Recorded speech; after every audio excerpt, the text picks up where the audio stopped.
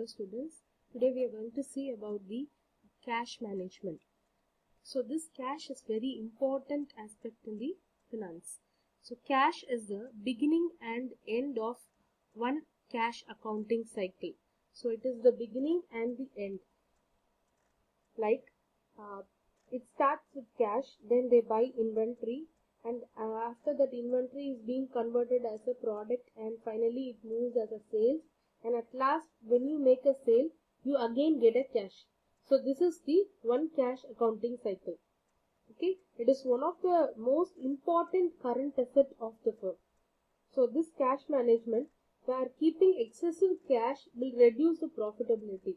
When you have excessive cash, it may lead to reduce the profitability of the business, and whereas at the same time when you don't have inadequate cash, it will result in the dangerous situations, like if they have to make a quicker payments, then that time it results to a problem. So maintaining an optimum cash balance is very much required for a smooth running of the business. Now we'll see the meaning of cash. So this cash refers to any legal medium of exchange that is immediately negotiable and free of restrictions. So it may be as like coins, notes, checks, drafts, saving deposits, postal orders, and the bank deposits. So now we are going to see what is about the cash management. So sometimes they may ask a question, what is cash management, or explain cash management. So this cash management is a broader term that refers to the collection, concentration, and disbursement of cash. So in a firm's level of liquidity, management of cash balance and its short-term investment strategies is very important. So cash management is nothing but the balancing between the liquidity and profitability. Now we are going to see about the objectives of cash management. There are two major objectives of cash management. First one is to make payment according to the payment schedule. So making payments according to the payment schedule is when a firm needs cash to meet its routine expenses, like including wages, salaries, or taxes, etc. So these are some of the payments. In coming to the number 2, to minimize cash balance. So the second objective of this cash management is to minimize the cash balance, where, as I mentioned earlier, excessive amount of cash balance helps in quicker payments. But if it is but excessive cash may remain unused and reduces the profitability of the business. So the cash must be available with the firm, and they must maintain a proper balance and optimum amount of cash within it. So these are the two objectives of cash management. According to the cash management planning aspect, the first step in the cash management is to estimate the requirement of cash in the firm. So for this purpose, cash budget is to be prepared.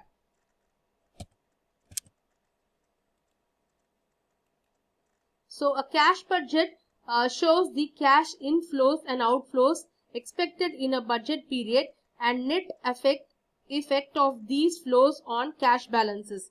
So a large number of transactions which takes place in a firm generate the flow of cash. So the flow of cash may be into or out of the firm. So a cash budget shows the cash inflows and cash outflows that is expected in a budget period, and it enables the management to obtain the preview of cash position of the firm. So the major objective of preparing this cash budget is to enable the management to meet its cash obligations, and when they fall due, and to keep ideal cash a minimum level, that is okay. So if at any time cash is much in excess of requirements, this means the firm is holding a sterile asset. So shortfall of cash may at times prove suicidal, and it should also be clearly understood that the liquidity provided by cash holding is at the cost of profits which would otherwise have been earned by the investing cash elsewhere. Next, we are going to see about the utility of cash budget.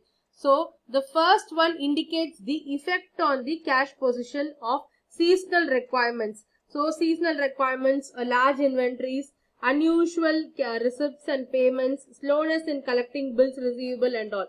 So, that is the major utility of the cash budget. The next one is it indicates the cash requirements for a plant's expansion. So plant or equipment expansion. So cash needed for the expansion of the project or a program. So next one is it points to the need for additional funds taken from the external sources. So external sources such as bank loans, issue of securities, etc. And next one, it indicates the availability of cash for taking advantage of discounts which is being offered. The fifth point is helps in planning of liquidity and investments.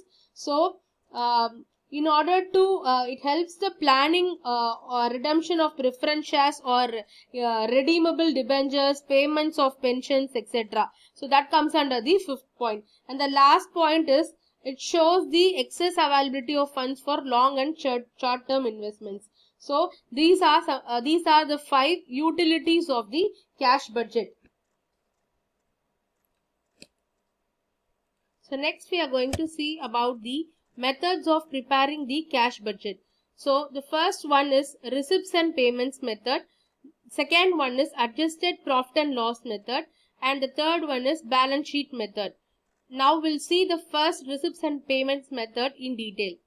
We'll see the first method of preparing cash budget. First one is receipts and payments method. So this is the most simple and popular method of preparing this cash budget. And this method is useful for preparing short-term cash budgets. So here all expected cash receipts from various sources like sales, cash collected from debtors, dividends, bonds, and etc. So these are added to the opening cash balance, and then the expected cash payments such as purchases, payments to creditors, payment of expenses, dividend, taxes, etc. were deducted from the overall. I'll just show you the performer for cash budget using this receipts and payments method. So this is the performer of cash budget using receipts and payments method. So you have particulars and the amount area. So estimated cash opening balance which will be given, and you have to add the estimated cash receipts. So all the cash receipts must be added, and finally it denotes the total receipts, that is A. A is nothing but the overall total estimated cash receipts. So that is given here, and you have to deduct the estimated cash payments. So cash payments, these are some of the cash payments. So this is the total. B is the total of payments, and from total of A minus total of B, then finally you will get the estimated cash balance A minus B. So you will get the overall estimated cash balance at the end.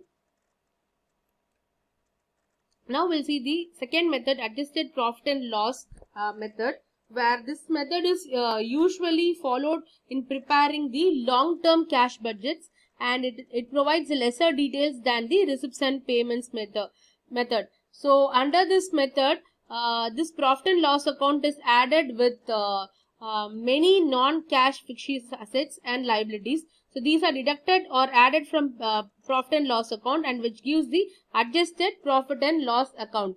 So profit and loss account is used as a basis for making the cash forecast. So this method is based on the analogy that profit made during the period should increase the cash balance. So while preparing the usual profit and loss account, many times which do not involve cash outlay like depreciation, transfer to reserves, etc. So these are subtracted from the gross profit.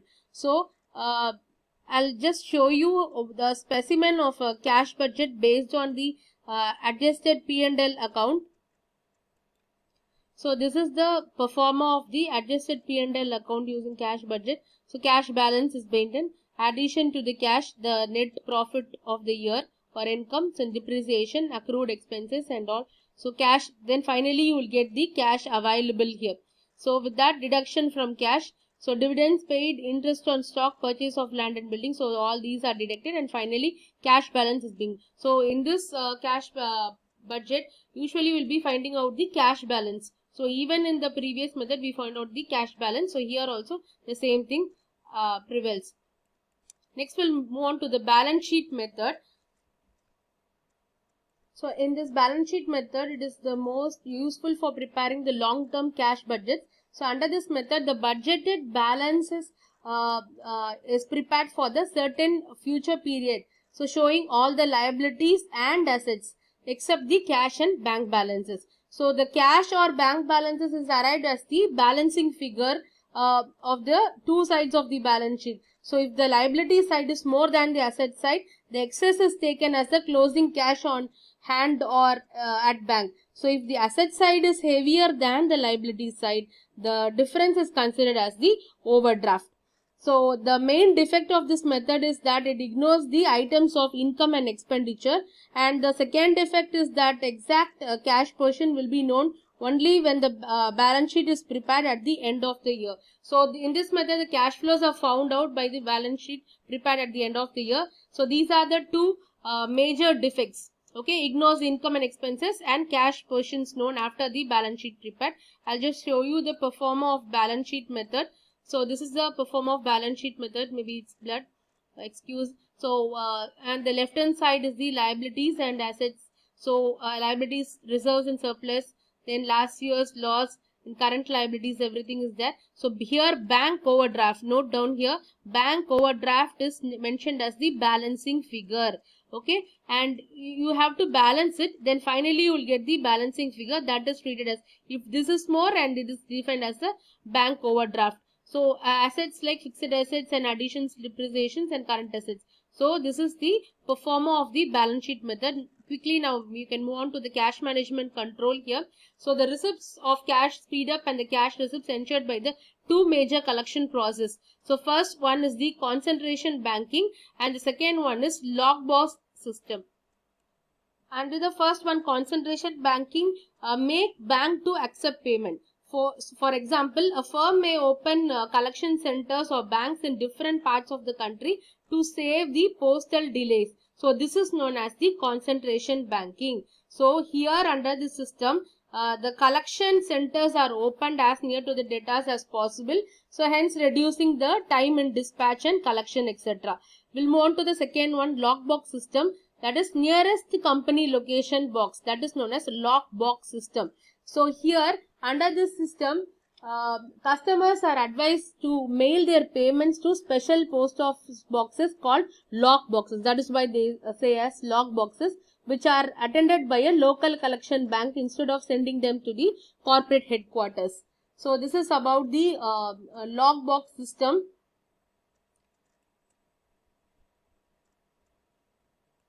We'll move on to the cash management models. So here under the cash, so we'll see the two categories of the optimal cash balance model, inventory type and stochastic model. So under the inventory type model, it is known as EOQ model, where economic order quantity model, okay, which is developed by William J. Baumol. So according to the formula, C is equal to square root of 2 into AF divided by O. So here C is the optimal cash balance and A is the annual cash requirement, F denotes the fixed conversion cost per transaction, and O is the opportunity cost of holding the cash.